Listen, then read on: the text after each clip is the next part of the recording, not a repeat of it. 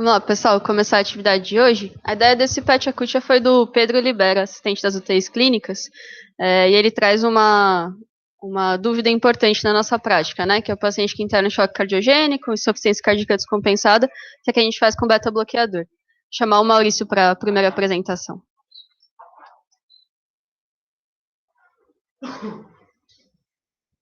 Se você precisar. Tem o pointer também, né? Bom, gente, bom dia. Sou Maurício, R1 da Terapia Intensiva. Eu vou começar o PET desse mês.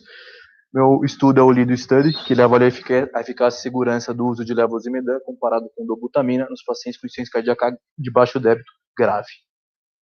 Bom, de introdução e background, a gente sabe naquela época já que a insuficiência cardíaca era um problema de saúde muito comum, estava cada vez mais relacionado a internações hospitalares, desfechos negativos. A gente consegue ver esses dois artigos de 98, um do Lancet e um do Internal Medicine, falava que a insuficiência cardíaca era a principal causa de internação em pacientes acima de 65 anos e que cerca de 40% dos pacientes com insuficiência cardíaca morriam em um ano após a descompensação.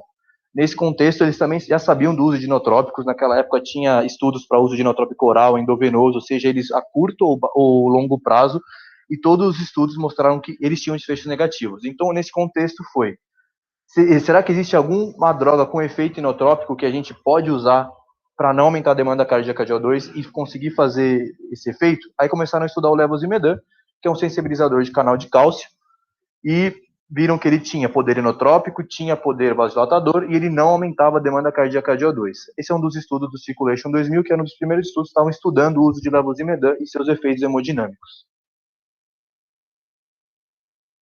Bom, o pico do estudo, ele acabou estudando pacientes com insuficiência cardíaca de baixo débito que precisavam de moderação hemodinâmica e uso de inotrópicos. O grupo de intervenção foi o grupo que recebeu levosimedan, uma dose de ataque e manutenção. O controle seria dobutamina em bomba e de desfecho ele ia avaliar a melhor hemodinâmica, a proporção de pacientes com melhor hemodinâmica em 24 horas, que era definida como aumento de pelo menos 30% no débito cardíaco e redução de pelo menos 25% da pressão de oclusão da artéria pulmonar ou de 4 milímetros em 24 horas.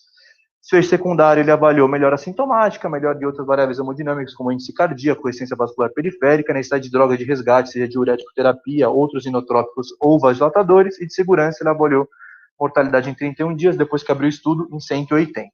Quem que ele incluiu? Ele incluiu pacientes com insuficiência cardíaca de baixo débito, que era comprovada por um eco ou ventriculografia, e um índice cardíaco menor que 2,5, associado a uma POP maior que 15, que precisava de droga inotrópica e ia ser monitorizado com catéter de artéria pulmonar, numa das três situações seguintes, seja uma insuficiência cardíaca aguda de causa cardiogênica ou não, uma ICC crônica descompensada com drogas já otimizadas, ou até mesmo uma insuficiência cardíaca grave pós-cirurgia cardíaca. Quem que ele excluiu do estudo? Pacientes com choque cardiogênico, pacientes com arritmias graves nas últimas 2 semanas, pacientes com menos de 21 anos, pacientes com outras comorbidades, outras doenças, como, por exemplo, ARDS, tamponamento cardíaco e choque séptico, e pacientes com dor torácica no momento da admissão.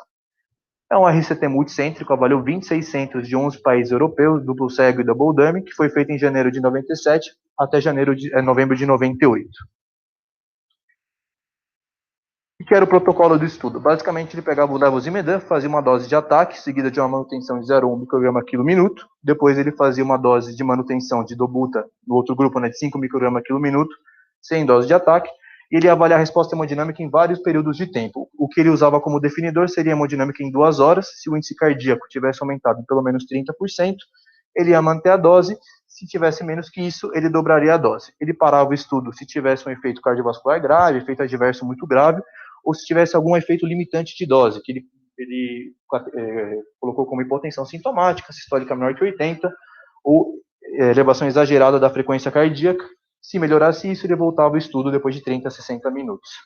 De estatística, para ter um poder de 90% e nível de significância maior que 0,05, ele estimou uma amostra de 200 pacientes, para ter uma diferença de pelo menos 3 vezes na proporção de resposta hemodinâmica entre os grupos. A análise foi feita por intenção de tratar, desfecho primário pelo método de Mantle, possível interação com beta-blocks pelo método de Jankova, necessidade de resgate de Fischer e a mortalidade pelas curvas de Kaplan-Meier e regressão de Cox. Ele randomizou 203 pacientes, 100 para o grupo de dobutamina, 103 para o grupo de levosimedan. O grupo de dobutamina, 97 receberam tratamento, enquanto o grupo do levosimedan, 102. Com relação às características do grupo, a gente vê que tanto o grupo de dobutamina quanto o grupo de levosimedan têm características demográficas parecidas em proporção de homens e mulheres, idades, também como causa da insuficiência cardíaca, assim como marcadores hemodinâmicos iniciais bem parecidos, seja índice cardíaco, débito cardíaco ou pressão de oclusão de artéria pulmonar. E o uso de drogas concomitantes era bem semelhante em proporções, seja diuréticos, digoxinas ou vasodilatadores orais. O que ele vê no estudo? Que 28% dos pacientes do grupo de levosimedan atingiram o desfecho primário, comparado com 15% do grupo de dobuta, com significância estatística. Se você compara o levosimedan de maneira separada, a gente vê que tem um maior aumento de débito cardíaco, maior redução de pressão de oclusão e maior redução de pressão de artéria pulmonar. Vou dar uma roubadinha aqui, perdão.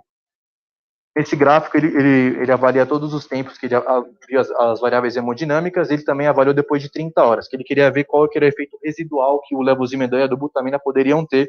Ele vê que o efeito sustentado do levosimedan é maior que o da dobutamina.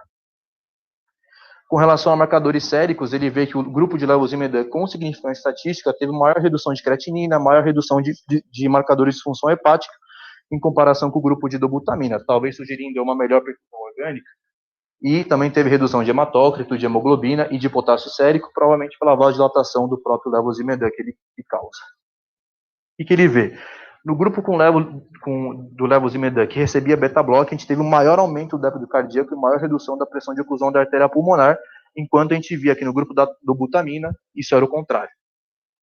Considerando também que 30% dos pacientes do grupo levosimedan, com ou sem beta-block, acabaram atingindo o desfecho primário. Com relação à mortalidade, ele avaliou delta-T de 31 dias e delta-T de 180 nessa cúpula de Kaplan, e a gente vê que a mortalidade do levosimedan foi bem menor. No delta-T de 31 é cerca de 8%, no delta contra 15 da dobutamina, e no delta-T de 180 era de 26 contra 38. Além disso, tem o maior efeito livre, os dias vivos fora do hospital teve uma meia maior com significância estatística. A gente também vê que teve menos efeitos cardiovasculares graves, como angina pectoris ou dor torácica, e menos alterações arrítmicas. O que a gente vê de discussão? O levosimedan parece ter uma maior proporção de pacientes com melhor hemodinâmica, né? Seja um débito cardíaco de maneira mais discreta e mais acentuada na pressão de oclusão da artéria pulmonar, parece que ele foi melhor tolerado, e ele não teria o efeito dele não seria atenuado pelo uso de beta-block. Além disso, os dois melhoraram os sintomas, mas não teve diferença estatística entre ambos. Algumas considerações: N pequeno, ele excluiu o paciente choque cardiogênico, que é geralmente o paciente que acaba vendo na UTI, e ele também não deixa claro qual seria a dose perfeita de levosimedan para a gente ter um efeito hemodinâmico melhor. Também ele não fala, caso ele não responda por mais de uma vez, o que a gente faz, nem quantas vezes a gente pode repetir, e nem se o paciente melhora e depois piora.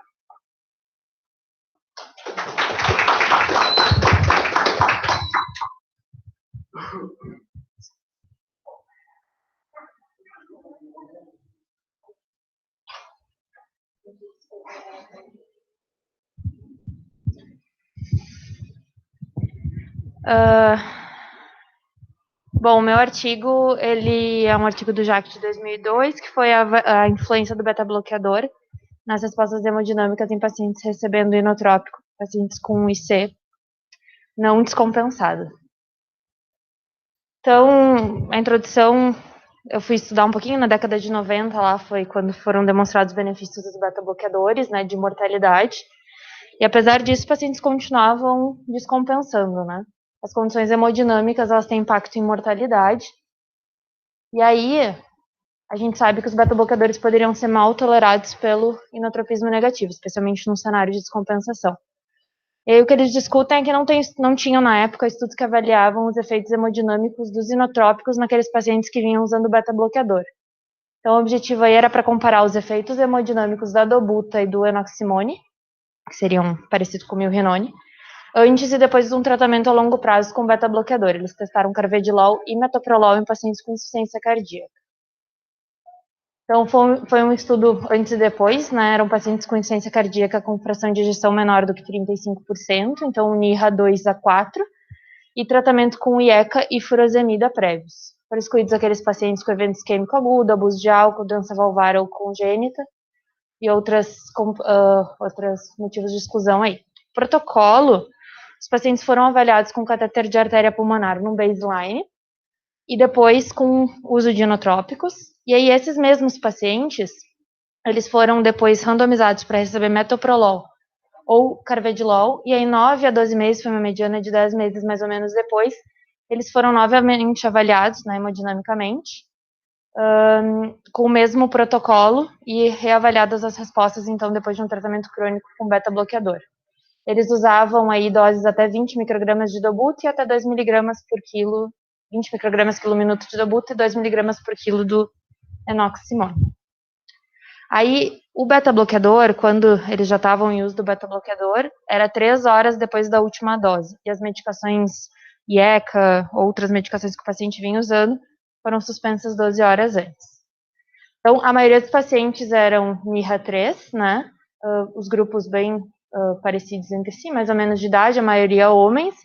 Medicações em uso, furosemida, IECA, digoxina e amiodarona. E, cadê? Aqui, fração de ejeção, né? Bem baixa, isso chama atenção nos dois grupos. Em relação às respostas hemodinâmicas, né? Isso antes de receber dobutamina, chamava atenção que a fração de ejeção, isso aqui é uma tabela que compara o baseline e depois do tratamento com beta-bloqueador. Então, no momento e depois dos 9 a 12 meses depois. Fração de ejeção melhorou nos dois grupos. Aqui com diferença, né, entre o baseline e depois do tratamento com beta-bloqueador. Mesma coisa no grupo carvedilol e entre os grupos não tinha diferença. Então, a fração de ejeção melhorou, a classe funcional melhorou também. Então, a maioria que era NIRA3, né, eles migraram para um NIRA2. Volume sistólico, índice de volume sistólico, na verdade, melhorou também. E a pressão de átrio direito também. Eles colocam todas as medidas, né? Então, em relação ao metoprolol, aqui de índice cardíaco, aqui é depois do metoprolol, e aqui antes do metoprolol, então teve diferença em relação a ganho de índice cardíaco em vigência do metoprolol quando usado o enoximônio, a dobutamina não teve diferença. Frequência cardíaca para o metoprolol, aqui então antes do metoprolol e depois, então teve aqui é isso, metoprolol, e aqui enoximônio, mesma coisa em relação a antes, e não teve diferença em relação a dobutamina. Para índice de volume sistólico, antes do metoprolol e depois o enoximônio também, mesma coisa, então melhor aqui, depois do tratamento com metoprolol aí tratamento crônico pelos 12 meses. Pressão de oclusão de artéria pulmonar, aqui antes e aqui depois. Então, aqui a redução foi menor depois do tratamento com metoprolol do que antes. E em relação ao enoximônio não teve diferença. E pressão de átrio direito em tratamento com metoprolol antes e depois não teve diferença nos valores medidos. Aqui em relação ao carvedilol, frequência cardíaca antes do carvedilol e depois do carvedilol. Então, depois teve um aumento da frequência cardíaca quando o uso da dobutamina.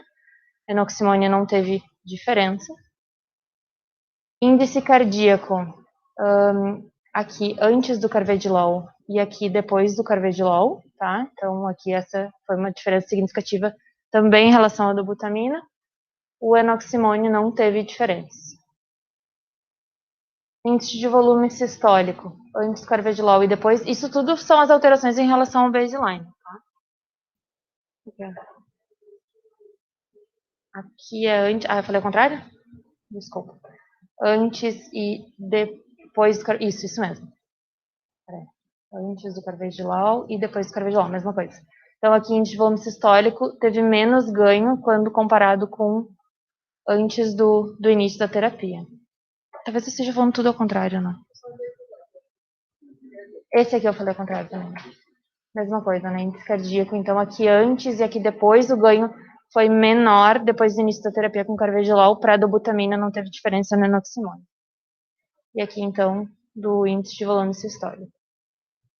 E a pressão de oclusão de artéria pulmonar, aqui antes e aqui depois.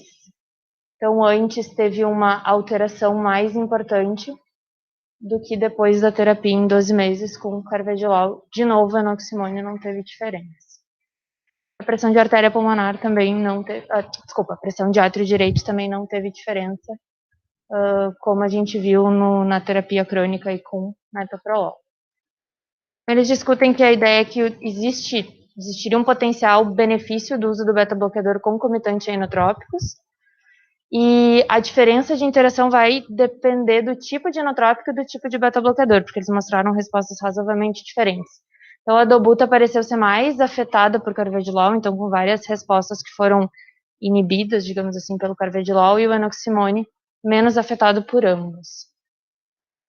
E aí os autores concluem, né, que a resposta hemodinâmica dobuta poderia ser influenciada pelo tipo concomitante do beta-bloqueador em uso. Discutem como o uso de metoprolol foi associado a talvez uma atenuação da redução da pressão de oclusão e da PAP pela dobuta. O carvedilol reduziu a melhora dos parâmetros hemodinâmicos na vigência de infusão a dobutamina, e o enoximone já não foi tão significativa inibida pelos beta-bloqueadores. E aí a ideia é que esses dados favoreceriam o uso de inibidores da fosfodiesterase quando necessário um inotrópico em pacientes em uso de beta-bloqueador, principalmente quando esse beta-bloqueador for o carvedilol.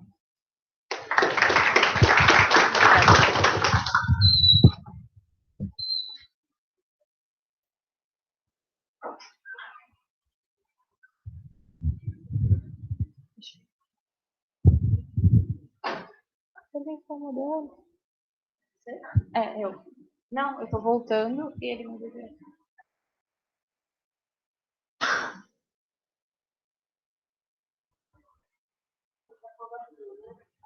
Tá na primeira com ele.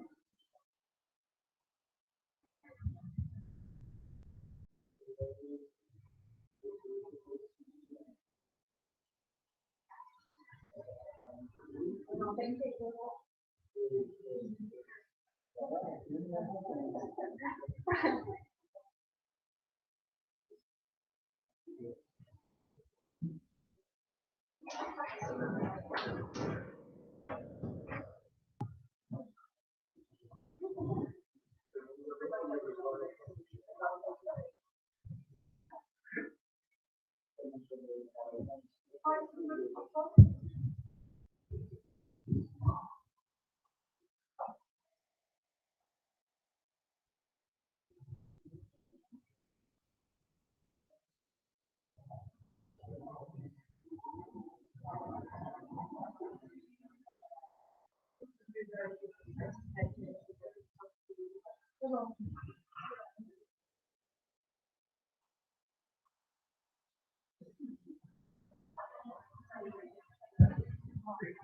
Juro que não tentei lá, viu? Então, o terceiro estudo do PETIA fala sobre a influência do uso de beta-bloqueadores no desfecho de pacientes internados por insuficiência cardíaca com base em uma análise em um banco de dados americano nacional, Optimize HF. A gente sabe que não existe, a gente sabe de base que o uso de alguns beta-bloqueadores no paciente com insuficiência cardíaca ambulatorial está associado à redução da mortalidade, mas não existiam ensaios clínicos randomizados capazes de comparar o que a gente faz com o beta-bloqueador quando o paciente é internado, se tira, se põe, se mantém. Enfim, a gente tinha alguns estudos anteriores, só que esses estudos eram pequenos e não representativos da população global, isso porque eles eram compostos, a maioria, por homens sem comorbidades e realizados em grandes centros.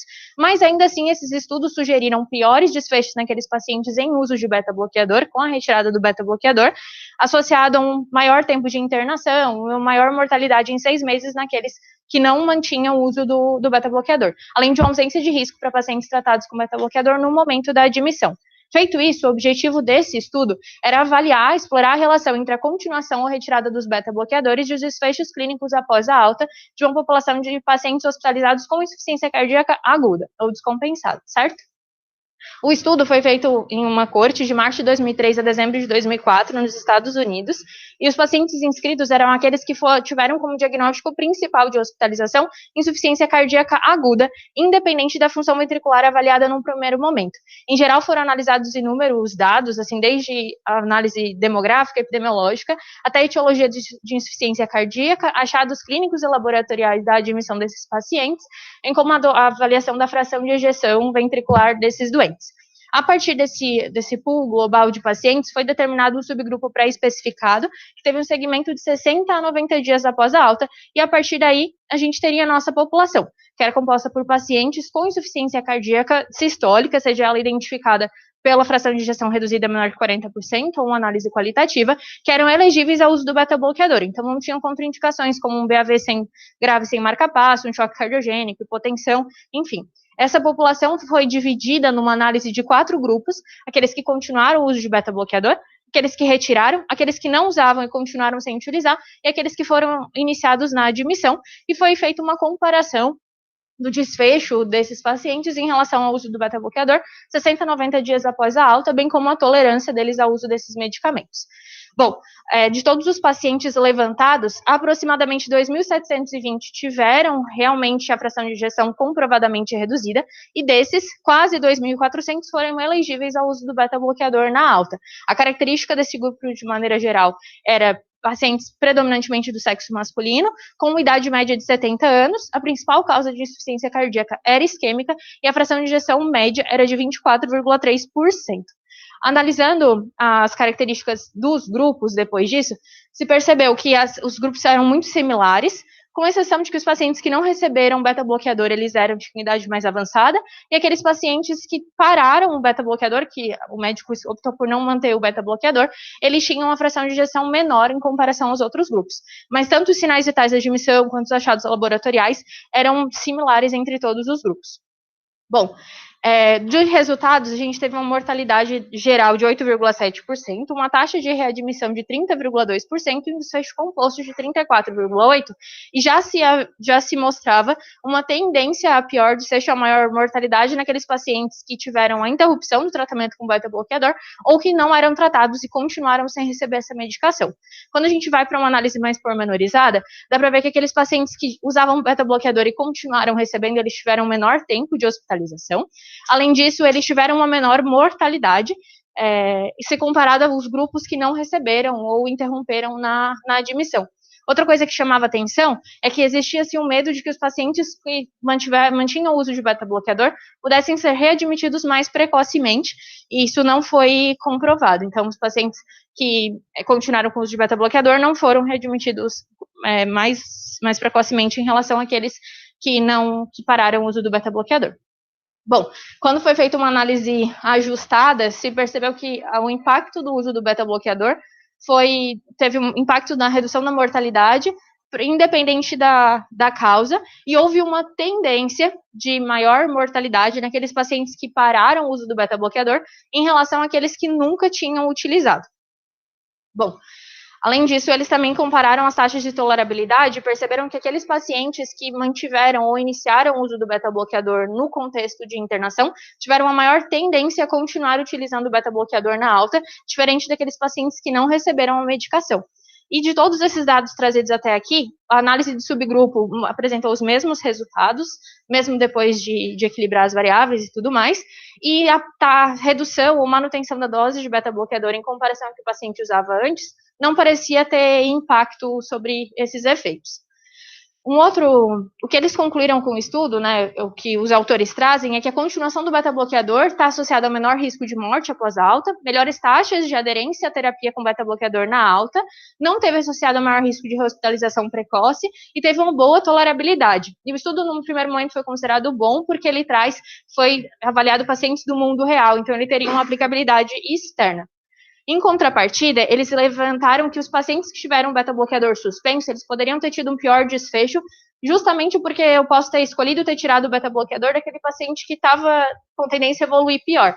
Só que aí ele traz como contraponto que as características foram similares entre os grupos e mesmo depois de ajustar as variáveis, os resultados continuaram sendo os mesmos.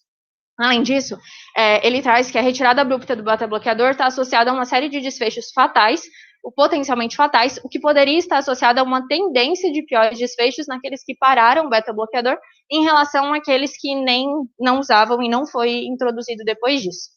Bom, as limitações do estudo, ele não traz os motivos de continuar ou retirar o beta-bloqueador, e isso poderia ter impacto nas variáveis não mensuráveis. Além disso, todas as análises de uso ou não uso da medicação foi feita a partir do relato dos pacientes, o acompanhamento foi considerado curto, de só 3 meses, e obviamente não é um ensaio clínico randomizado.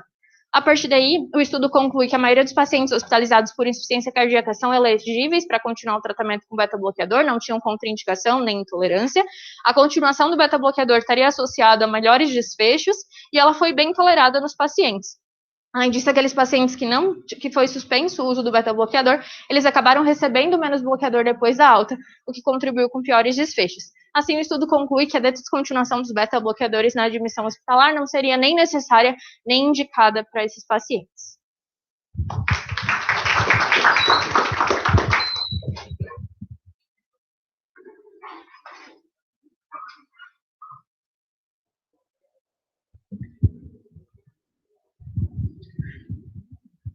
Bom, seguindo nessa linha aí, eu vou apresentar esse artigo que foi publicado em 2013 no Critical Care, que tentou mostrar a incidência e desfechos associados ao uso de beta-block, bloqueadores do sistema renina-angiotensina-aldosterona em pacientes com choque cardiogênico. Até então, essa população tinha sido excluída da maior parte dos estudos, a gente já sabia que tanto beta-block quanto IECA, BRA, tinha algum benefício na população com IC, mas a gente não sabia, no contexto de descompensação aguda, se tinha ou não algum impacto. E daí eles fizeram esse estudo, que vai ser uma subanálise de um estudo maior, para descrever a prevalência e os resultados associados ao uso precoce dessas medicações em pacientes com choque cardiogênico. Esse artigo ele vem de uma subanálise desse estudo, que foi o TRIUMPH, que é um ensaio clínico randomizado, multicêntrico, duplo cego, controlado por placebo, que aconteceu na América do Norte e na Europa, e a intervenção dele, na verdade, foi outra, foi avaliar o efeito do acetato de tilarginina, que é um inibidor da síntese de óxido nítrico, em pacientes pós-infarto que complicaram com choque cardiogênico, mesmo depois de ter revascularizado a artéria culpada. Então, é um estudo observacional. De critérios de inclusão, eram pacientes com choque cardiogênico refratário, e eles definiram isso como uma pressão sistólica menor do que 100, apesar de doses moderadas aí de vasopressor, com sinais de hipoperfusão tecidual, e que isso fosse mantido depois de 1 ou mais horas da revascularização da artéria culpada, e que tivesse outros sinais de ser como evidência de aumento de pressão de enchimento ventricular esquerda, fração de ejeção inferior a 40%. E eles usaram essa comparação entre beta-block e bloqueadores do sistema renina-angiotensina-aldosterona, porque essa medicação não teve impacto em mortalidade, e eles compararam essas outras medicações. De critérios de exclusão, eles basicamente excluíram quando não tinha dados, e daí eram dados das medicações de interesse, então beta-block ou bloqueadores do sistema renina-angiotensina-aldosterona. Se não tinha dados de tempo de resolução do choque, que era o médico que colocava manualmente no sistema, e se o paciente melhorasse ou morresse muito rápido nas primeiras 24 horas depois da inclusão do estudo. De análise primária, eles quiseram avaliar o efeito dessas medicações nas primeiras 24 horas, vendo como desfecho primário a mortalidade em 30 dias, desfecho secundário, a duração do choque, e aqui, nessa primeira análise, eles consideravam choque como se o paciente morresse, o choque estava resolvido. E essa segunda análise, eles iam olhar o choque nos pacientes que sobreviveram no 7º dia. Então, tirava essa porcentagem de pacientes que morreram e o choque foi resolvido, né? Além disso, olharam a prevalência de lesão renal aguda, que era aumento de 25% da create, e fizeram uma análise secundária para olhar o efeito individual das medicações. De análise estatística, não tinha nada que chamasse muita atenção, é o que a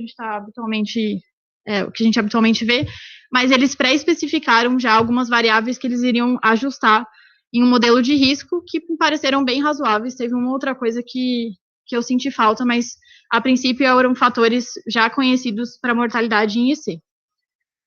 O estudo inicial, ele tinha 398 pacientes, mas na análise desse estudo observacional foram só 240, e eles excluíram a maior parte dos pacientes, basicamente porque não tinha dado, seja de duração do choque, mas principalmente do uso das medicações que eles queriam estudar. Aqui a característica dos pacientes ficou relativamente parecido, só queria chamar a atenção que o grupo que não recebeu nenhuma das medicações, ele era bem maior do que o grupo que recebeu beta-block ou BRA e ECA. Mas a idade era parecida, o sexo, única coisa, e comorbidade também, a única coisa um pouco mais diferente é que no grupo que recebeu as medicações tinha uma prevalência de C maior do que no grupo que não recebeu. Pensando nos achados no momento da randomização, foi bem parecido, pressão sistólica, diastólica, os achados angiográficos e um pouquinho mais, a elevação do segmento ST um pouquinho maior no grupo que não recebeu nenhuma medicação. O que teve um pouco mais de diferença foi a parte laboratorial, no grupo que não recebeu medicação. Tanto o CK quanto o CK-MB foi mais elevado do que no grupo que recebeu medicação. E o que teve um pouco mais de diferença é que o tempo do choque, do infarto até o choque, foi maior no grupo que recebeu beta-block, ou BRA, IECA, enfim.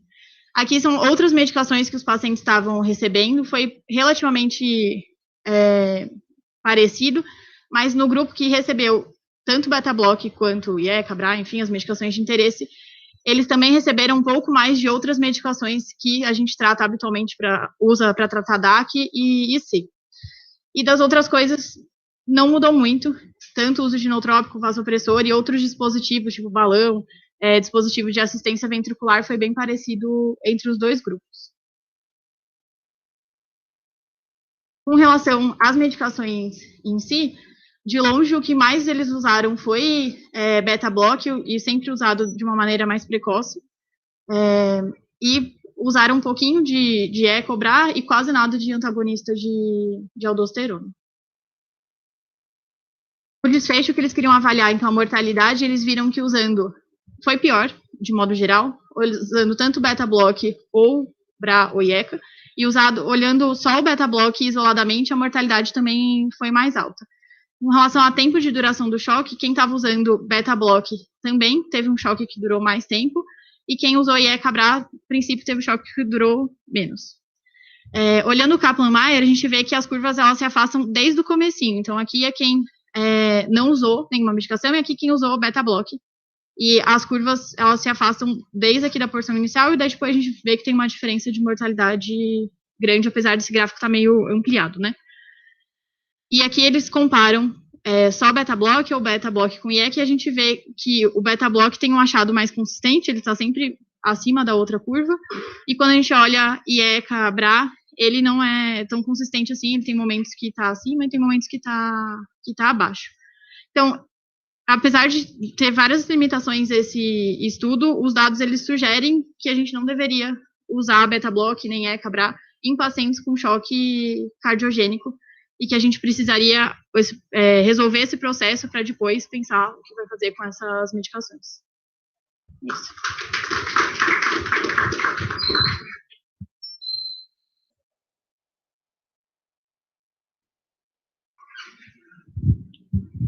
Bom, eu vou apresentar o último estudo, que foi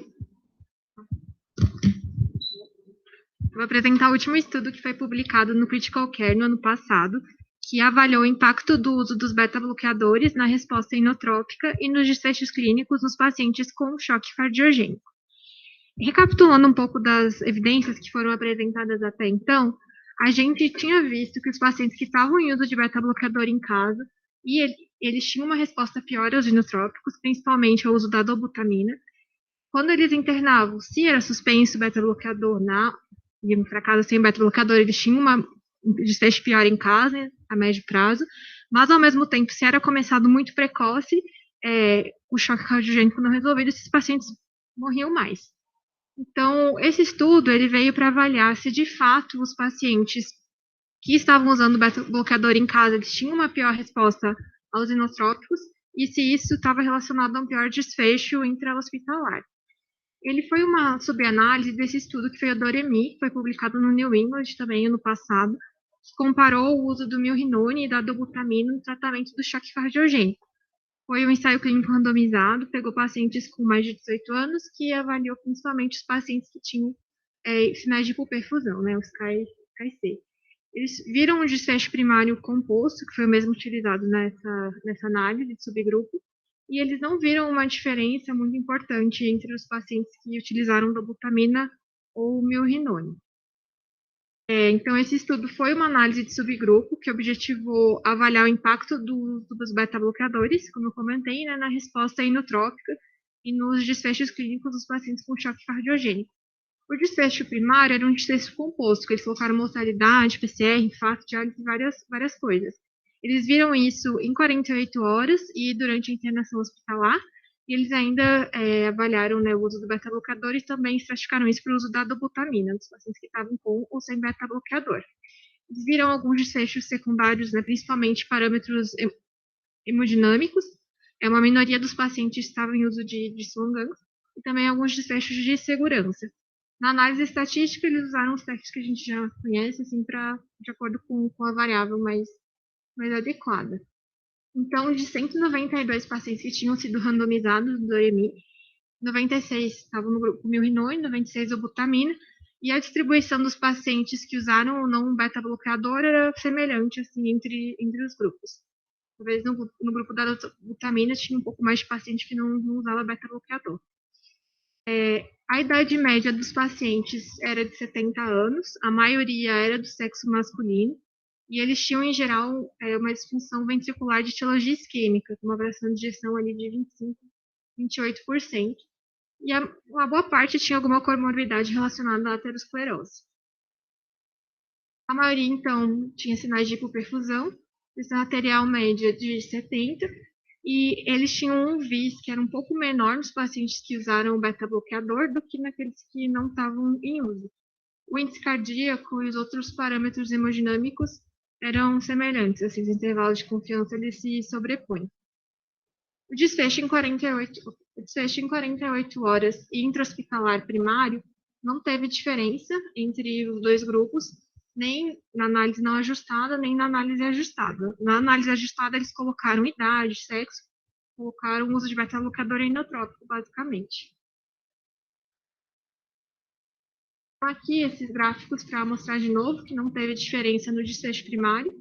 E quando analisado só morte e PCR, o grupo dos pacientes que estavam em uso de beta-bloqueador, eles tiveram um melhor desfecho, né? Uma sobrevida melhor. Nos desfechos secundários, também nada foi significativo. Quando a gente olha só os números, parece que o grupo dos pacientes de beta-bloqueador eles tiveram menos arritmia ventricular e tiveram uma internação menor também na UTI, mas nada foi significativo, assim, estatisticamente. Esses gráficos têm os parâmetros hemodinâmicos e alguns laboratoriais dos pacientes que usaram beta-bloqueador e não utilizaram. E, de novo, é muito semelhante, assim, entre os grupos, não tem uma grande diferença. O beta-bloqueador, que eu esqueci de botar aqui, a maioria foi bisoprolol, metoprolol. Carvedilol, só 6% dos pacientes estavam fazendo uso. E, em relação aos parâmetros do Swan, índice cardíaco, resistência, saturação mista e pressão capilar, também eram bem semelhantes. Só nos pacientes que usaram beta-bloqueador, entre aqueles que usaram milrinone, né, ou dobutamina, a frequência cardíaca de novo VIS não teve uma grande diferença, assim, foi tudo muito semelhante. E entre os pacientes que trataram com dobutamina, olhando aqueles que usaram beta-bloqueador e não utilizaram, novamente, foi tudo muito semelhante, assim, não teve nenhuma diferença, assim como as coisas que mostrei anteriormente. Então, eles concluíram que o uso do beta-bloqueador nas 24 horas antes da internação por choque cardiogênico não teve associação com uma pior resposta aos inotrópicos, inclusive a dobutamina e também com desfechos clínicos.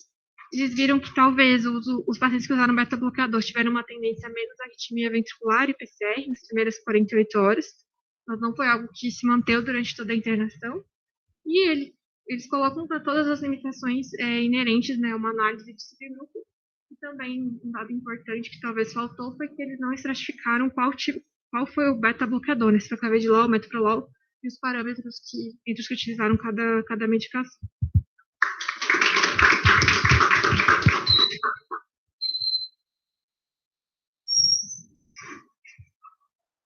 Boa. Obrigada, pessoal. Maurício, Ana, Bruna e Lari. Começar por vocês e abrir para todo mundo. Impressões de vocês dos estudos. Então, foram estudos diferentes, design, populações diferentes. O que vocês ficaram aí de mensagem de cada um deles, ou uma mensagem geral?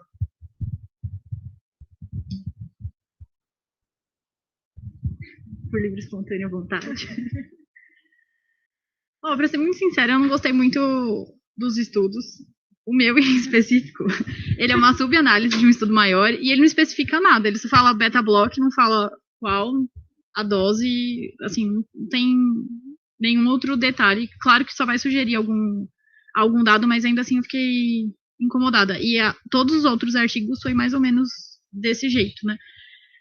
De modo geral, o que eu fico é que o que a gente faz habitualmente na prática, principalmente com relação a beta-block, parece ser o certo, assim, de se o paciente usa, não deixar a dose cheia que ele já usava em casa, e se ele não usa, não vai ser o momento que eu vou começar.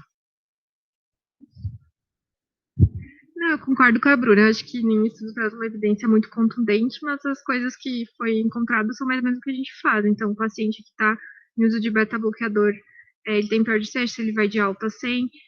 Se começar muito cedo, o paciente que está chocagênico não resolvido, ele vai chocar, vai ter problemas também.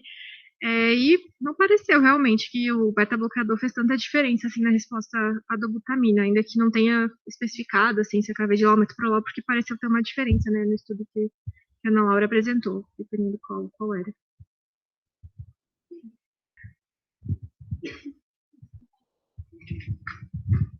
Vou acrescentar. Do meu estudo que teve diferença são parâmetros hemodinâmicos, né? Nem eram pacientes agudamente eram pacientes que vinham de casa e faziam medidas hemodinâmicas, assim, então talvez o que a gente tenha de diferença de resposta ia depender do beta-bloqueador, ia depender do inotrópico. É parâmetro hemodinâmico meio sem avaliação clínica associada ali, que não é exatamente o que a gente vai ver, né? Então, talvez de fato tenha alguma diferença nisso, mas não consigo extrapolar isso até para os outros estudos, né?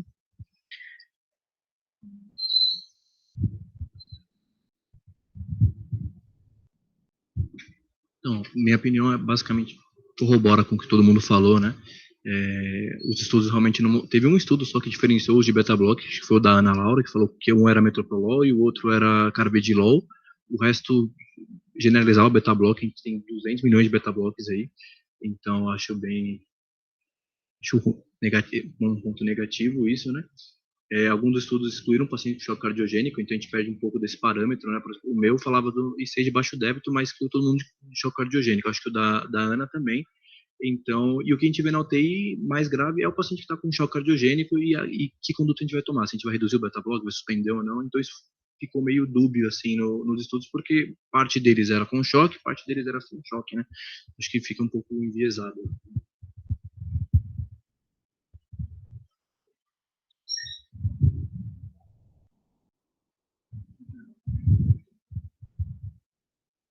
Eu tentei fugir, mas não deu certo, foi isso. Não, eu acho que eu concordo com todo mundo, assim, no primeiro momento, até quando eu peguei o meu estudo em particular, eu pensei, mas será que eles colocaram o estudo certo? Porque eu tinha muita análise, assim, não é o paciente que chega pra gente na UTI, né, pensando exatamente no choque cardiogênico, mas depois entendendo todos os estudos, eu acho que é isso, assim, continua a dúvida a respeito da não identificação, né, de quais beta-bloqueadores estão sendo usados e tal, a gente acaba estendendo da análise de investigação ambulatorial quais beta-bloqueadores são usados no contexto de insuficiência cardíaca, mas não é o estudo específico. Mas, enfim, acho que concordo com o que ele já falou.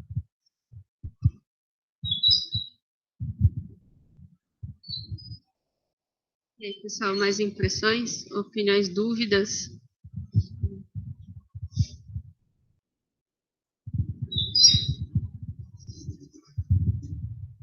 A minha sensação é que, assim, apesar de todos os trabalhos falarem de temas parecidos, cada um aborda também, tem umas nuances que eles não são exatamente sobre o mesmo tema.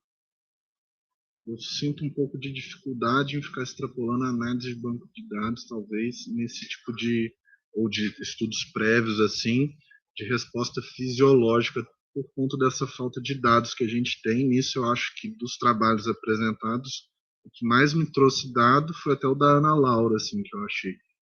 Foi algo assim que você conseguia pelo menos ver a resposta hemodinâmica com cada medicação, o paciente que já vinha usando beta-bloqueador, acho que ele pode dar uma certa luz, não, acho que nada para mudar assim que a gente já faz. A minha sensação é o quê? O paciente que está com aquela IC perfil B. Cara, você vai otimizar o resto e às vezes você não vai nem muito ficar mexendo assim realmente em beta-bloqueador. O cara que está em choque cardiogênico, você vai suspender, muito possivelmente, vai tentar compensar da parte hemodinâmica, depois, lá para frente, quando tiver compensadinho, você vai acabar voltando. Nesse sentido, eu acho que nenhum desses trabalhos viu muito isso. O paciente da Ana é um paciente que vinha de casa, mas me deixa com uma dúvida no sentido assim, querendo ou não, o uso do beta-bloqueador recente, ele dá uma inibida na resposta da butamina. O trabalho dela, acho que chegou até 20 microgramas por minuto mesmo, que normalmente é a dose teto que a gente usa. Então, assim, será que se tiver com esse uso muito perto, isso influencia alguma coisa na resposta do... Aí extrapolando para o paciente que chega para a gente em choque cardiogênico, e já estava em uso de beta-bloqueador? Só isso mesmo, o resto...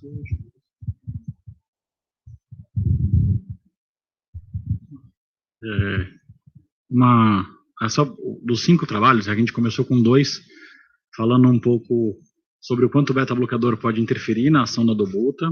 Aí a gente passou por um trabalho mostrando que talvez na ICC descompensada que chega, tirar o beta-bloqueador faça mal. Com toda a crítica, claro, aos pacientes que tiraram, que a gente não sabe o porquê que eles tiraram, às vezes tinha uma coisa que não foi estudado, mas tirar na IC talvez faça mal. E o que vocês comentaram é que, na opinião de vocês, na IC, tirar de vez não é o que vocês fariam, vocês teriam deixado. Aí a gente passa por 2 estudos num contexto de que no choque cardiogênico parece que bem não fez e muito provavelmente fez mal. Né? Então acho que esse é o caminho que a gente fez. IC é uma condição frequente que vem nas nossas UTIs? IC é, né? Frequente. Choque cardiogênico é uma condição frequente de morte? Infarto é a maior causa de morte. E choque cardiogênico é a principal causa. Beta-block é uma coisa que as pessoas usam com frequência quando tem C? Então, esse tema, ele é fantástico, né? Porque, putz, é um paciente frequente na UTI, é um paciente grave, beta-block é uma condição que usa muito. Então, e aí, só de o fato de não ter nenhum RCT, mostra o quanto que a gente está navegando em canto nenhum, assim.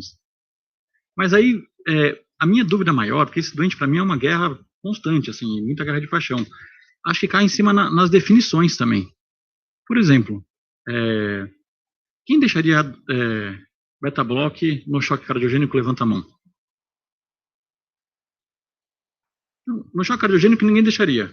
Quem deixaria, ainda que reduzindo a 1/3 ou 2/3, beta-block na IC descompensada, levanta a mão. Ligou quem na IC perfil C, é uma insuficiência cardíaca descompensada, perfil C, quem deixaria beta-block? Mas é IC, perfil C, ou é choque cardiogênico? Ou é a mesma coisa? Ligou do buta, é choque cardiogênico? Qual que é a definição de choque cardiogênico? É até difícil isso, porque num dos trabalhos, a definição de choque cardiogênico, ela vinha muito próximo do COMIT, né, que era aquele estudo de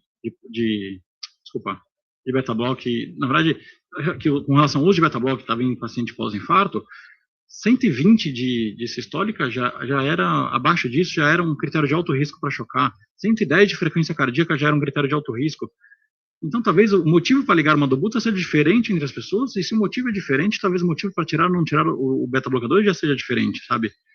E aí, o que vocês fariam, minha pergunta é, o que vocês fariam de receita de bolo? Porque a resposta não vai vir, mas o que vocês fariam de receita de bolo, assim, por exemplo, qual o critério que vocês usariam como choque cardiogênico? E aí eu entendi que todo mundo tiraria o beta-bloqueador. Qual critério que vocês usariam? É só o início do buta? Não é início do buta? Outro critério que não? Porque às vezes a gente tem um paciente que uns ligariam do buta, outros ligariam tridil, não tem isso? Ou então é critério hemodinâmico? Ou é só do buta o critério? O que vocês fariam assim?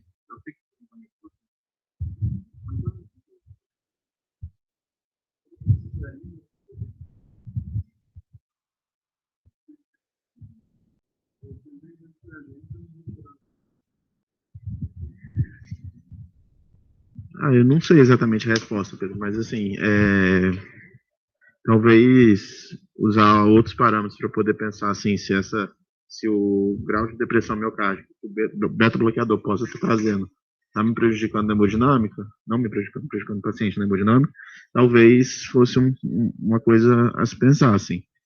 Mas de forma objetiva, acho que o uso de noradrenalina talvez seja uma coisa que talvez não bata muito com o beta-bloqueador. Então, hipotensão grave que eu não consigo vasodilatar e, pelo contrário, eu preciso de vasoconstrição para pensar em começar a dobutamina, por exemplo, eu pensaria em suspender, com certeza. Mas outras coisas de forma objetiva, assim, eu teria um pouco de dúvida.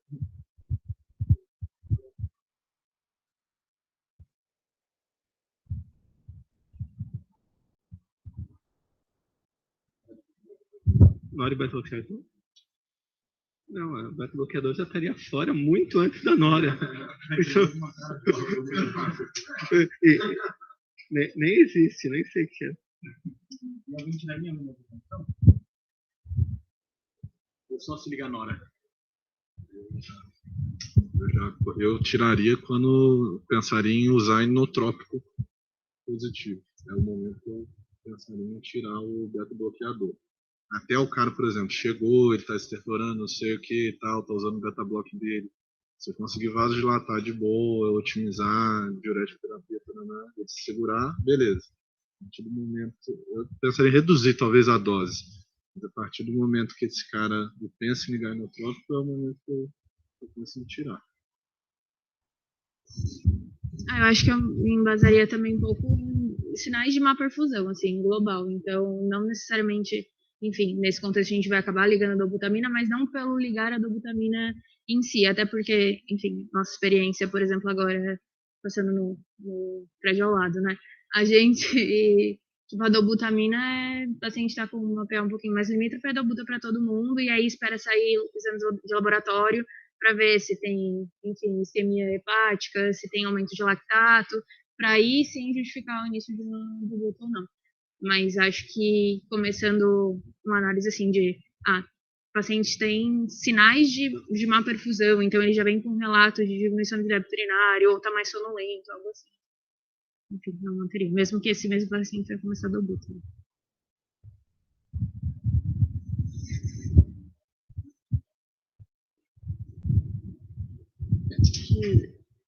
Concordo com vocês. E eu suspenderia a beta-block, sem evidência nenhuma, assim, mas a minha impressão da minha prática, eu suspenderia a beta-block no paciente que eu ligo vasodilatador endovenoso. Acho que é diferente do paciente que eu vasodilato oral, tenho a impressão de que ele está tolerando, que é alguém que eu quero na mão, com drogas tituláveis, de que o limiar para esse paciente potencialmente precisar de inotrópico é baixo, então, não só quando eu ligo dobuta, quando eu ligo NOR, se eu ligo um vasodilatador endovenoso, acho que eu também suspenderia.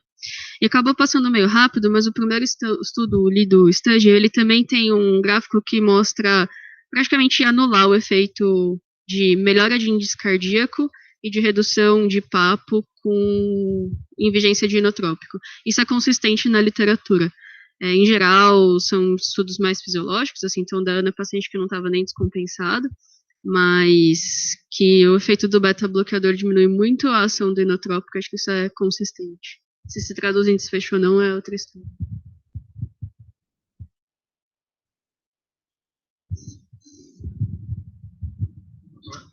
A minha opinião pessoal, de novo, eu iria mais ou menos nesse caminho, de que usou droga vasoativa não faz sentido, uma PA sistólica entre 85 e 90, que isso é critério da maior parte dos estudos de choque cardiogênico, não faz sentido manter beta-bloqueador, sinais de má perfusão, e aí seja com todas as críticas que as janelas e os marcadores têm, acho que talvez não faz sentido, e realmente se eu liguei um vasodilatador, eu liguei um vasodilatador geralmente para reduzir pós-carga, porque tem sinais de má perfusão, aí também não faz sentido. Por mais que tenha uma plausibilidade, e até porque dar o beta-block, a curto prazo é difícil explicar, talvez em consumo de oxigênio, talvez em acoplamento ventricular arterial. A longo prazo faz sentido, mas a gente está pensando no curto prazo. Faz muito sentido a questão de que se esse cara sai sem beta-block, ele nunca mais ganha beta-block, então isso faz sentido. Mas aí não vou dar um beta-block no choque, porque ele nunca mais vai ganhar. Né? Aí eu boto um lembrete no meu celular, né? Faz mais sentido do que dar. Então, acho que a questão é a gente não deixar de algum momento buscar o benefício a longo prazo. Essa seria a minha opinião. E aí depois ainda tem a controvérsia do quanto, se a gente for reduzir na ICC, então, uma ICC com gesto, o quanto reduzir, que aí eu também não faço nenhuma ideia. Acho que essa seria a minha opinião. Em relação ao paciente que chegou em vigência de beta-block, você pensa em tirar e começar inotrópico, você acha que faz alguma diferença tentar ir para um neurinônio?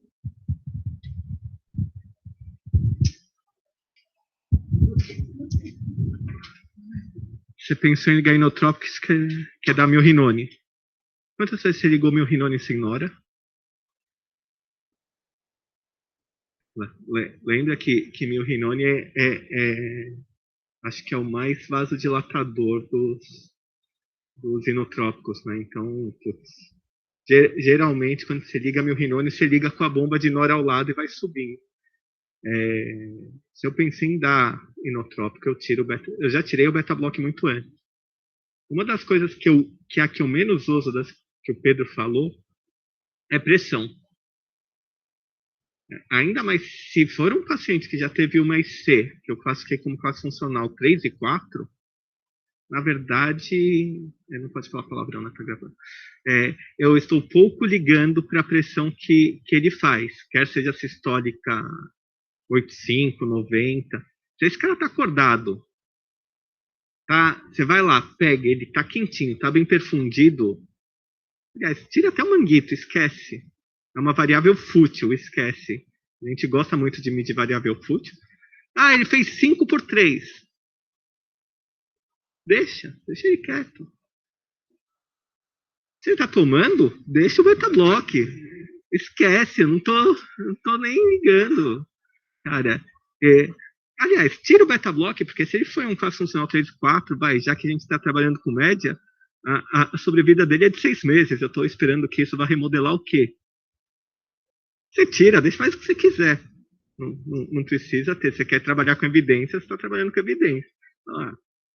Vai melhorar a sobrevida do quê? Vai remodelar o quê? Nada. Mas é uma das coisas.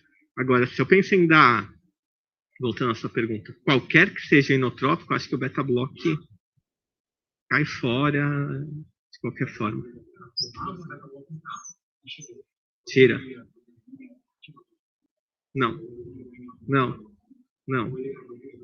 Se eu estou pensando em dar qualquer que seja, isso aí, como é terra de ninguém, eu tiro. Acho que não faz nenhum sentido. Não, entendi. O que eu dou de inotrópico? O que tem? Do buta. Geralmente, é que vocês estão acostumados vocês estão no Hospital Rico, que tem Milrinone, Lesbos e Mendan, você está no eixo paulista e passando o Rio Jordão, quer dizer, o Pinheiros, tem o outro hospital. Legal, você tem essa disponibilidade tudo. Isso é realidade de 3, 4% dos hospitais do Brasil. Fora disso, você tem do buta. Ponto.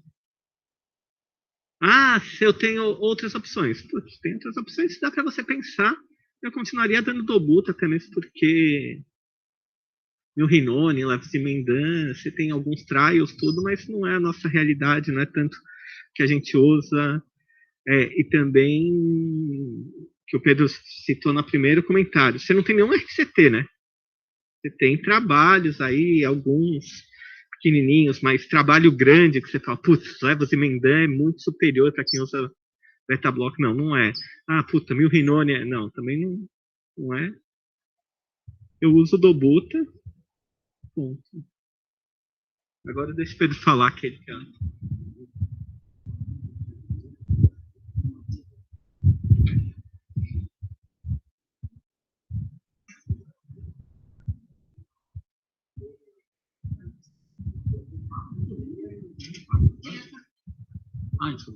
Só uma coisa interessante, desculpa, é que o beta-block mudou arritmia e reinfarto. Ele não fez uma grande mudança de mortalidade nos pacientes que tinham um infarto recente, sabe? Então, o ganho dele não é na questão da IC, propriamente dita, talvez realmente seja no reinfarto e na arritmia.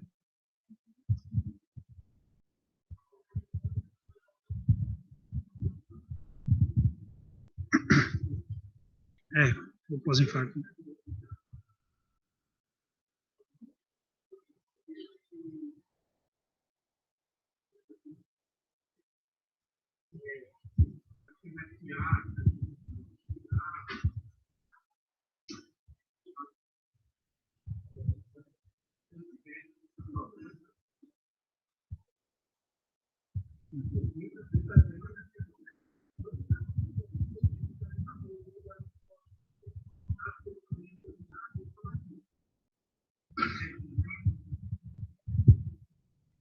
Eu acho que aqui a discussão é ver o status da evidência atual que embasa essa recomendação. Acho que essa que é a ideia do PET-ACUT, entendeu? E Acho que vocês já comentaram, né? A impressão de vocês é que é uma evidência de baixa qualidade metodológica, porque são estudos observacionais que não fizeram um ajuste muito bem feito para aumentar esse nível de evidência, né?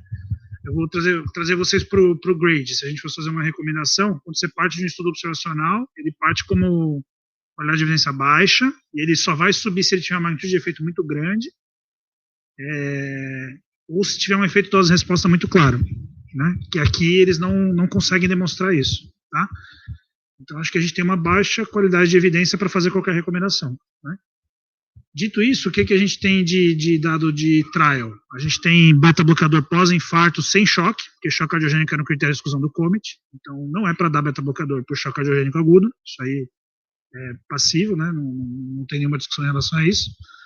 E mesmo nesse estudo, eles excluíram pacientes em risco de evoluir com choque cardiogênico, tá? Não somente paciente com choque cardiogênico. Então, isso é importante ter em mente, tá? Então, acho que na prática a gente tem que ter em mente, quando vai manter ou não o choque cardiogênico, é saber qual é o risco dele evoluir com choque cardiogênico. Eu acho que é um pouco disso. Se for uma IC perfil B, eu pessoalmente, por exemplo, se for uma IC perfil B, o paciente só está congesto, não tem nenhum sinal de uma perfusão, eu deixaria o beta-bloqueador e só vasodilataria, que é a recomendação da diretriz brasileira, que eu me lembro, né? Não, a diretriz brasileira recomenda manter a dose. Eu observaria a resposta. Aí, putz, eu comecei a vasodilatar, não melhorou nada, aí talvez reduzir a dose ou tirar, né? Acho que a gente tem essa possibilidade na UTI. Porque o que os cardiologistas trazem para o outro lado? Depois eles vão ter que reintroduzir. Quando você tira para reintroduzir, é muito mais difícil para eles, né? Então, acho que a gente tem que pensar um pouco disso também, né? A reintrodução é gradual, tal, tem um efeito de sobrevida a longo prazo, tal. Agora, se você realmente acha assim, putz, se eu manter agora, tá com um cara que tiver que entrar, vou ter que dar inotrópico mesmo. E o paciente vai chocar e vai morrer, acho que a mortalidade de choque cardiogênico é 40% a 50%, né? Então, aí eu acho que não tem muito para onde a gente ir, né?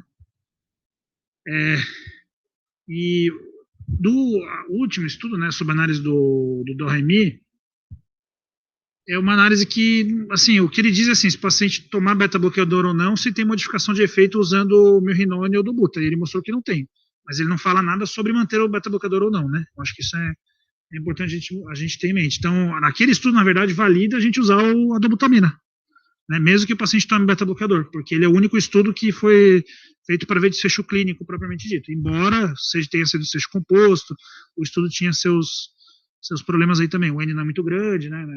Mais ou menos 200 pacientes e tal. Então, assim, se tiver o milrinone, não sei, às vezes você tentou dobuta, não deu certo, enfim, mas na média parece que não faz tanta diferença, né? Quando saiu o estudo, eles venderam como o milrinone sendo melhor, né? Não foi? Eu agora já faz um tempo que eu vendeu que não, mas quando saiu o estudo no New England também. Isso, então, mas eles venderam como sendo melhor, né? Eu não lembro por quê, assim, mas foi o... E aí, o levosimendan, a gente tem que tomar cuidado que a indústria farmacêutica tem muito dado não publicado dos estudos que foram negativos, né? O estudo foi financiado pela indústria, é um estudo russo, né? Eu lembro que o Marcelo sempre conta, e tem viés, tem publication bias quando você vai fazer meta-análise de levosimendan, tem viés de publicação bem claro, tá? Então, não é uma panaceia. Hoje em dia, o que os cardiologistas que estudam mais IC têm feito? Eles gostam de dar para aquele paciente que interna toda hora com esse perfil C, e, em teoria, se você conseguir deshospitalizar o paciente, sai mais barato, porque você dá uma ampola de levosimendan, dura uma semana, isso, em teoria, sairia mais barato do que o paciente ficar hospitalizado tomando dobuta, tá?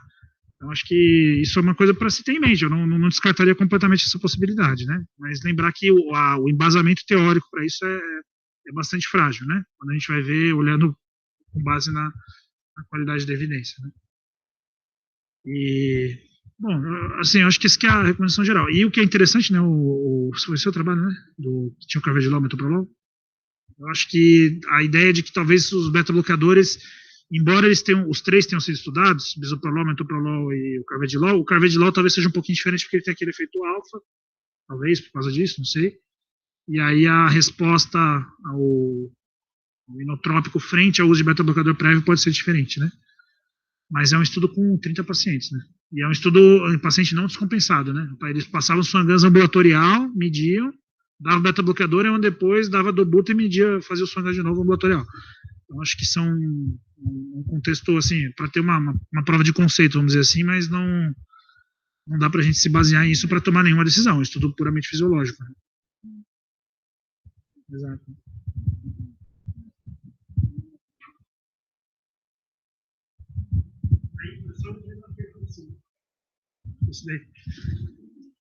Aí também, assim, porque tem doente que muitas pessoas resolveriam com vasodilatação e alguns dariam dobuta, certo? Que vocês é a diferença. Tem doente que você dá 2,5 de dobuta com carvedilol e reduz pela metade e o cara melhora. Sinceramente, esse talvez ele teria resolvido com vasodilatação. E que se vocês forem ver lá, pelo menos no carvedilol, o paciente ele consegue, ele tem o efeito vasodilatador, mas não ganha débito, né? Dá o efeito vasodilatador da dobuta, tem o efeito vasodilatador. Putz, esse aí eu teria uma baita dúvida, mas eu seria mais tendencioso a suspender mesmo, né? Tá? Mas como regra geral, totalmente antagônico ali, né? E a gente não tem nenhum estudo disso, então não dá para recomendar.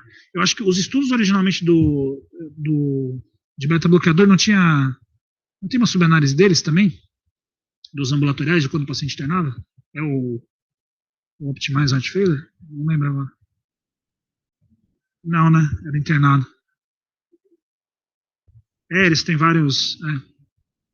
Enfim, é uma questão bem aberta e sujeita a discordâncias no dia a dia. Eu acho que esse que é o ponto. Mas, sim, choque cardiogênico definitivamente não. E C perfil C, que está mais para choque cardiogênico, também não. Agora, essa que melhoraria com vasodilatação, talvez. Eu acho que é o que poderia dizer. Mas aí é bem totalmente aberto.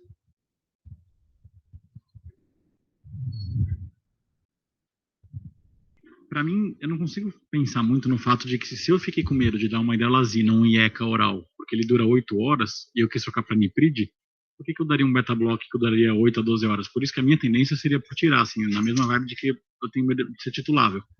Mas eu concordo que às vezes o que você coloca é um pouco de vasodilatação a mais, além de tirar as outras coisas. Mas assim, na minha cabeça, se eu tivesse colocando uma caixinha, e claro que não é caixinha doente, você tem que entender aquilo, eu tenderia a tirar. E só um comentário com relação a qual dos 3 inotrópicos ligar, levosimendan, eu nem sei o que ele é, claro, tipo, mas ele faz muito parte, não parte da minha realidade, é muito difícil. Milrinone, ele já entra um pouquinho mais no meu mundo, mas eu tenho que olhar como que eu prescrevo, então isso já dificulta a minha indicação. E isso por si só já aumenta muito a minha indicação da dobuta. E recentemente a Camila me mostrou que no próprio estudo, no trial, no suplemento, até o aumento de frequência cardíaca entre milrinone e dobutamina foi exatamente igual, assim, sabe? Então eu iria da dobuta pela familiaridade, assim, sabe?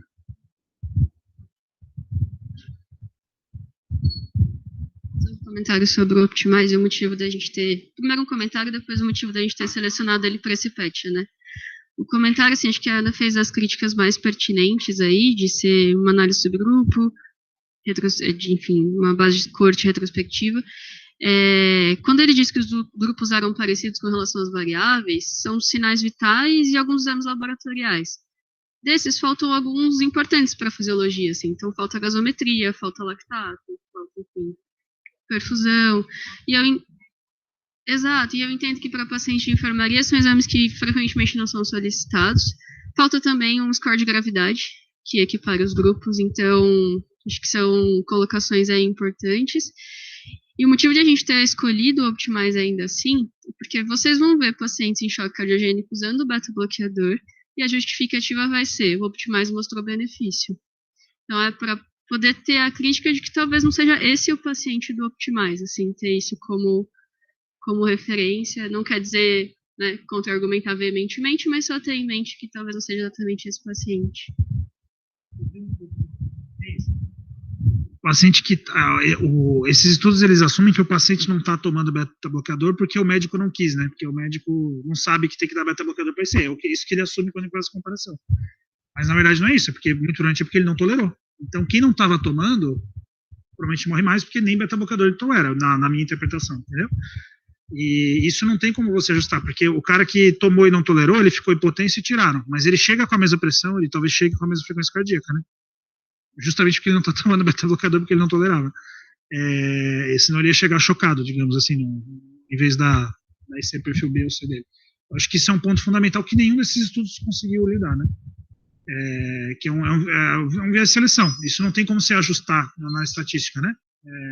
Quando a gente vai raciocinar lá no DAG, esse é um collider clássico. Ele tomar beta-bloqueador é um viés de seleção, entendeu? Não tem como você ajustar para isso, provavelmente. Provavelmente alguém deu, ele não tolerou, e por isso que ele não toma mais, entendeu? Eu acho que isso é importante. Aí você pode tentar para ajustar para o que leva ele a tomar, entendeu? Você poderia fazer esse ajuste. Mas daí você vai ver, eles são muito parecidos, né? Agora, a tolerância ou não tem como você saber. Exceto pela idade, que é o que era diferente, por exemplo, no Optimize, né? A fração de ejeção que era mais baixa, né?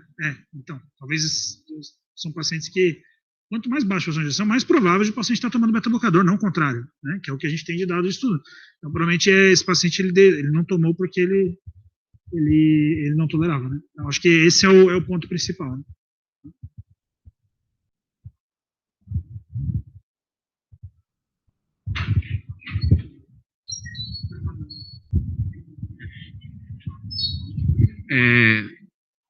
Acho que o Marcelo não está aqui, mas ele sempre cita o estudo do André Bento. O André Bento é um cara que fez um estudo. O André Bento trabalhava antes do Vitor. Acho que o Pedro conheceu o Vitor isso. Ele era o clínico do ambulatório de transplante cardíaco. Ele pegou os pacientes que estavam no ambulatório de transplante cardíaco estáveis.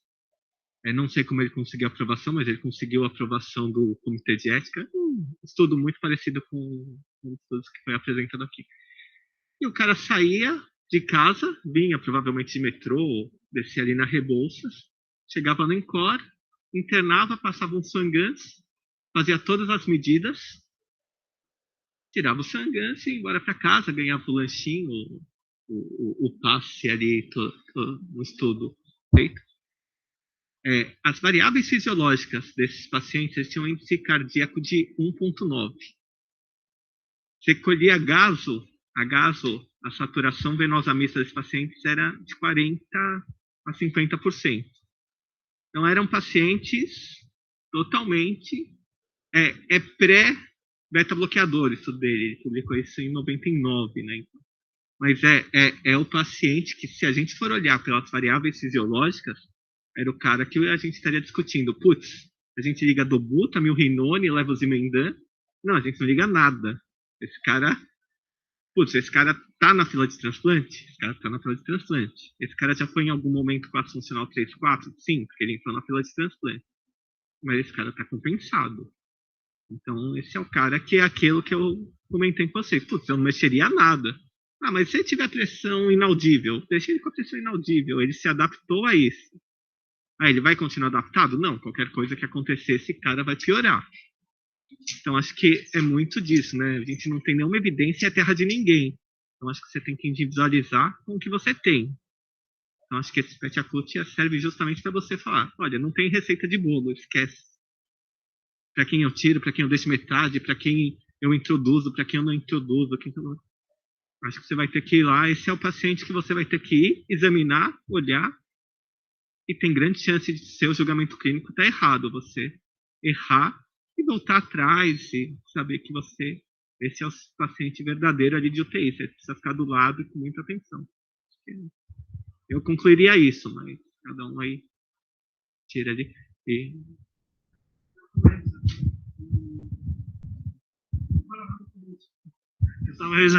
Ele recomenda dar na IC estável e ele não fala nada sobre dar ou tirar na IC aguda, entendeu? Então, eles não se meteram nessa confusão aí porque não tem resposta mesmo. Porque os dados são muito pouco confiáveis, né? Eu acho que é esse que é o raciocínio. Aí o brasileiro recomenda, mas eu acho que o brasileiro ele pega um pouco do americano, né? Agora eu não lembro, o americano eu não lembro a guideline de C.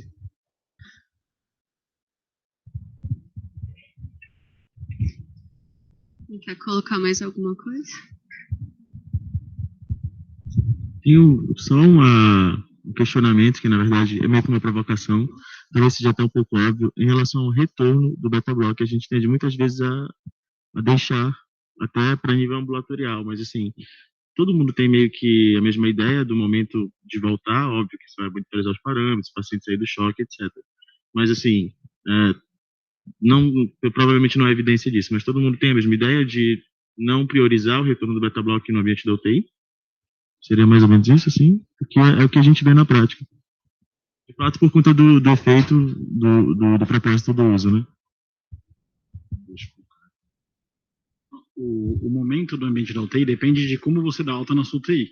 Eu acho que não é a questão do espaço físico onde ele está, mas como ele está clinicamente. Eu acho que se esse paciente já está compensado da IC, e você tinha retirado, eu acho que você tem que introduzir. Se você já deu alta ou não, eu acho que é indiferente. Na ideia de que quanto mais tempo você demora a voltar, maior a chance dele não receber. E a longo prazo, isso talvez faça diferença. Eu não vejo um grande benefício a curto prazo, uma vez que você já tirou, de imediato, de eu dar o beta-block hoje, a curto prazo, exceto se você usar um efeito vasodilatador do beta-block, não existe. Mas eu voltaria na UTI. Ninguém está vendo isso, mas se clinicamente ele estiver com condição disso. O que é importante é a gente não deixar que esse paciente vá embora sem esse beta-block. Acho que aí eu me preocuparia com ele não ir sem.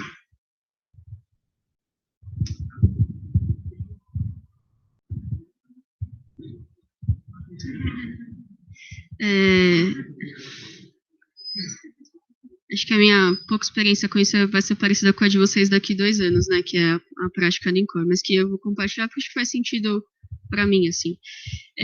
Acho que depende do motivo da descompensação da insuficiência cardíaca. Possivelmente, se for infarto, tende a ser mais precoce a reintrodução do beta-bloco do que se é uma IC em progressão que piorou por infecção, por exemplo. Acho que isso talvez entre na conta. Em geral, os casos que eu vi reiniciaram o beta-bloco em dose baixa 24 horas após desligar inotrópico. Então, imagino que a evidência para isso seja pouca, né? É mais um mundo aí de dúvidas, mas acho que faz sentido considerar o tempo de não necessidade de inotrópico e a causa da descompensação da IC. E se você tem histórico de que é um paciente que tolera pouco, talvez você demore um pouco mais, você comece com dose menor.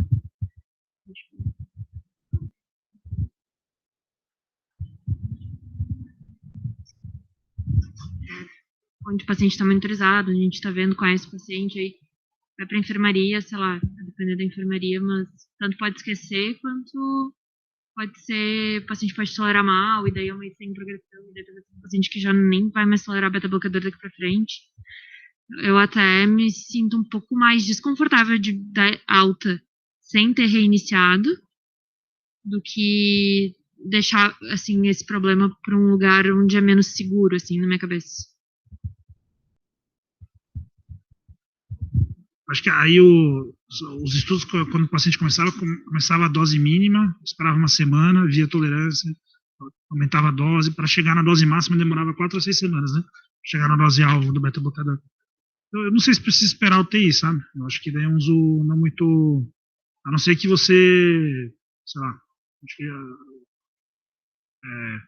por algum motivo você quer muito dar o beta-bloqueador, o paciente já não tolerou e aí você quer mesmo fazer um teste naquele momento, entendeu? Aí acho que faz sentido, porque aí já testa ali, não deu, já desiste. Fala assim, ó, não vamos reintroduzir beta-bloqueador nessa interação, mesmo o vasodilatado ele não está tolerando, então melhor deixar quieto e rever isso depois, né? Aí se for esse o objetivo, assim, agora pensando assim, eu vou reconciliar, de qualquer jeito, não é um teste que eu quero fazer.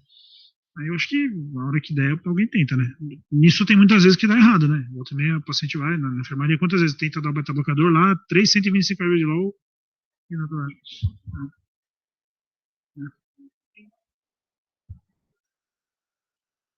Eu acho que é melhor até, assim, o ideal seria o paciente ir de alta, resolver, desinflamar tudo, e aí depois voltar no ambulatório, isso é bem sério. Acho que a gente não tem dado para isso, assim, essa reintrodução precoce. Até isso é uma coisa a ser estudada, né?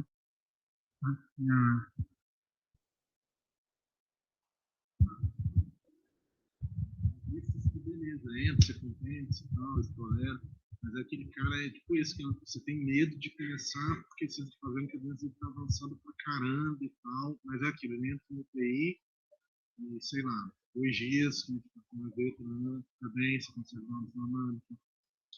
Como que você pensa assim, do tipo, eu sinto que às vezes falta vir um pouco daquela conversa do tipo, olha, essa doença é terminal e tal, e às vezes o paciente está nesse sofrimento também, então, que, sei lá, porque tem uns que é isso, eu sinto que a gente resolve muito fácil, que talvez ainda tenha mais, mas tem outros que aqui batendo figurinha, né?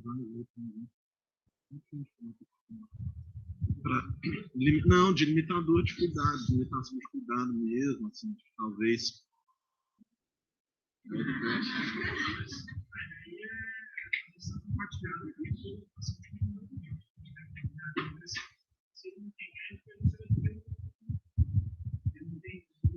laboratorial dele, mas se ele, por exemplo, acompanha o laboratório de cedo em core, acho que essa decisão não é sua, entendeu? Acho que essa decisão tem que ser compartilhada com quem cuida dele, saber se tem perspectiva de transplante, de dispositivo.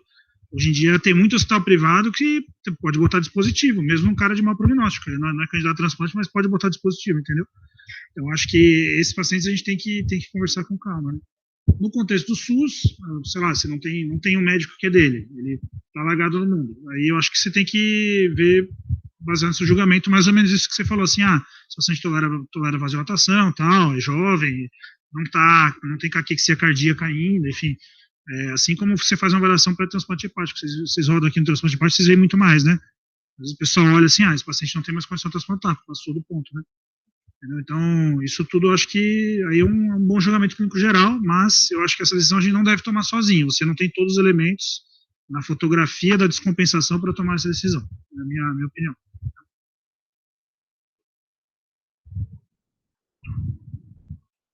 Acho que é isso, pessoal.